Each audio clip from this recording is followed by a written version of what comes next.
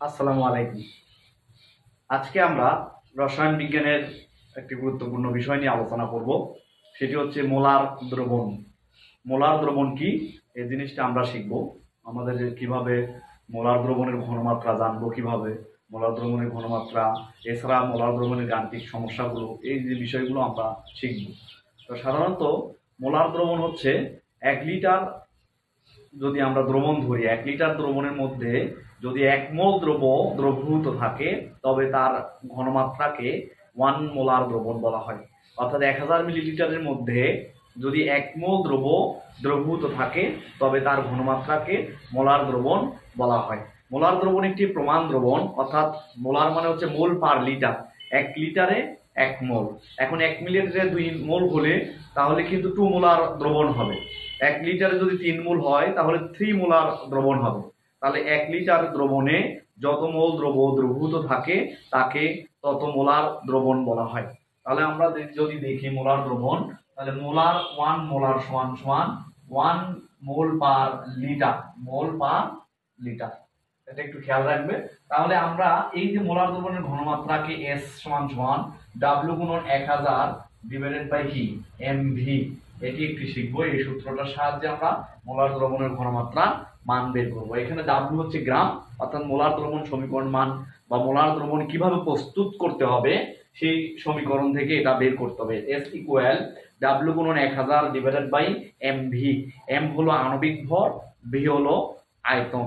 তো মোলার দ্রবণের সাধারণত যে ঘনমাত্রা, অর্থাৎ মোলার এন, এন সমান যে দুটি সূত্র আছে, ডাব্লিউ বাই এন মোল মানে ভর বাই আণবিক ভর, আরেকটি আছে হচ্ছে ভি লিটারে কিন্তু ঘনমাত্রা।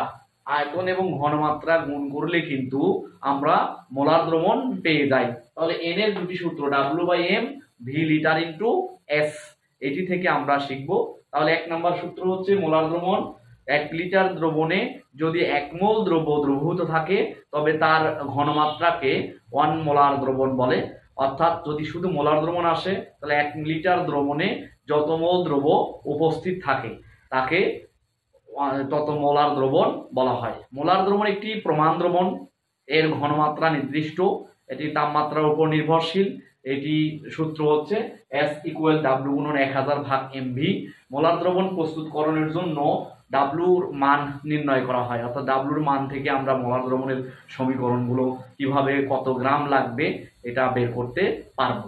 এরপরে এই মোলার দ্রবণের সাহায্যে দুইটি বিক্রিয়া যদি আমরা করি, তাহলে বিক্রিয়াটি প্রশমিতকরণ হবে কিনা, বা বিক্রিয়া অ্যাসিড ক্ষারের সাথে যদি বিক্রিয়া করা হয় তাহলে অ্যাসিড ক্ষার প্রশমিত হবে কিনা, এই সম্পর্কেও আমরা লঘুকরণ সূত্র আছে একটা, তারপরে অ্যাসিড ক্ষার প্রশমিতকরণ সূত্র আছে, এই সূত্রগুলো আমরা একটু আলোচনা করব। তাহলে মোলার দ্রবণ তাপমাত্রার উপর নির্ভরশীল, এটি একটি খেয়াল রাখবে, এটি গুরুত্বপূর্ণ। কারণ মোলার দ্রবণ প্রমাণ দ্রবণ হিসেবে গণ্য করা হয়। যে দ্রবণের ঘনমাত্রা আগে থেকে জানা যায় তাকে প্রমাণ দ্রবণ বলা হয়। যে দ্রবণের ঘনমাত্রা আগে থেকে জানা থাকে তাকে প্রমাণ দ্রবণ বলা হয়। ঠিক আছে, আমরা এটি ভালো করে শিখবো। তাহলে 1 মোলার মানে 1 মোল পার লিটার। এখানে এস ইকুয়াল ডাব্লিউ গুণন 1000 ভাগ এমভি। আরেকটি বিষয় হচ্ছে, যদি আমাদের প্রশ্ন আসে যে সেমি মোলার দ্রবণ কি, মোলার সেমি মোলার দ্রবণ কি, 1 সেমি মোলার দ্রবণ হচ্ছে 0.5 মোল। অর্থাৎ 1 লিটারে দ্রবণে যদি 0.5 মোল দ্রবীভূত থাকে, হাফ মোল দ্রবীভূত থাকে, তাহলে তাকে সেমি মোলার দ্রবণ বলা হয়। আরেকটি তোমাদের বিষয় জানতে হবে, সেটি হচ্ছে ডেসি মোলার দ্রবণ কি। তাহলে 1 লিটার দ্রবণে যদি 0.1 মোল দ্রবীভূত থাকে, তবে তার ঘনমাত্রাকে ডেসিমোলার দ্রবণ বলা হয়। আরেকটি হচ্ছে সেন্টিমোলার দ্রবণ।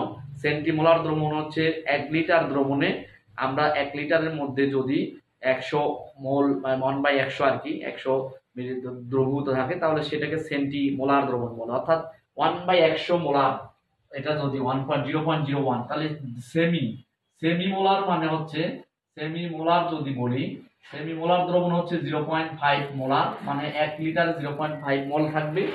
আর একটা হচ্ছে ডেসিমোলার। ডেসিমোলার হচ্ছে 0.1 মোলার, 0.1 মোলার। আর একটা হচ্ছে সেন্টিমোলার। সেন্টিমোলার হচ্ছে 0.01 মোলার, 0.01 মোলার বা 1/100, এটা হচ্ছে সেন্টিমোলার দ্রবণ। আর যদি শুধু মোলার দ্রবণ আসে তাহলে মোলার দ্রবণের ঘনমাত্রাকে আমরা মোলার দ্রবণকে আমরা 1 মোল হিসেবে চিহ্নিত করব। তাহলে এইটি সম্পর্কে আমরা শিখব। অর্থাৎ ঘনমাত্রার একটি একক হচ্ছে মোলারিটি, কারণ এই ঘনমাত্রাকে মোলারিটিতে হিসাব করতে হয়।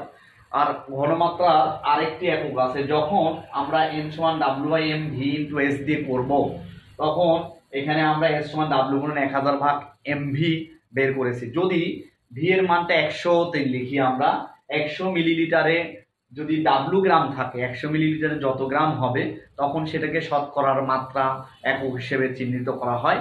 অর্থাৎ 100 মিলিলিটারের মধ্যে যত গ্রাম দ্রব্য দ্রবীভূত থাকবে তখন তাকে এটিকে শতকরার মাত্রা বলা হয়। তো শতকরার মাত্রা বা পার্সেন্টেজ একটা একক, এখানে আছে মোলারিটির একটা একক আছে, আর একটা মোলারিটি হচ্ছে ঘনমাত্রা। আর আমাদের এই যে আরেকটি বিষয় দেখো, এখানে খেয়াল করবা, যদি অ্যাসিড ক্ষার প্রশমিতকরণ আসে, অ্যাসিড প্লাস ক্ষার যদি প্রশমিতকরণ আসে, তাহলে লবণ প্লাস কি তৈরি হবে? পানি উৎপন্ন হবে, লবণ প্লাস পানি। তাহলে অ্যাসিডের ঘনমাত্রা V1S1, ক্ষারের ঘনমাত্রা আয়তন যদি V2S2 হয়, আয়তন V2, ঘনমাত্রা S2 হয়। যদি প্রশমিতকরণ করা হয়, অ্যাসিড যদি A মোল, ক্ষার যদি B মোল বিক্রিয়া করে সমতা করে, তাহলে আমরা এই সূত্রটাকে V1S1/A সমান V2S2/B, অর্থাৎ অ্যাসিডের ক্ষেত্রে অ্যাসিডের মোল সংখ্যা, ক্ষারের ক্ষেত্রে ক্ষারের মোল সংখ্যা দিয়ে অঙ্ক করব। এখানে অ্যাসিডের আয়তন, অ্যাসিডের ঘনমাত্রা, অ্যাসিডের মোল সংখ্যা, তারপরে ক্ষারের আয়তন, ক্ষারের ঘনমাত্রা বা এই ক্ষারের মোল সংখ্যা। শিক্ষার্থীরা, তোমরা এই যে সূত্র, এটি অ্যাসিড ক্ষার প্রশমিতকরণের সাহায্যে কিন্তু আমরা এই মানগুলো ক্যালকুলেশন করতে পারবো।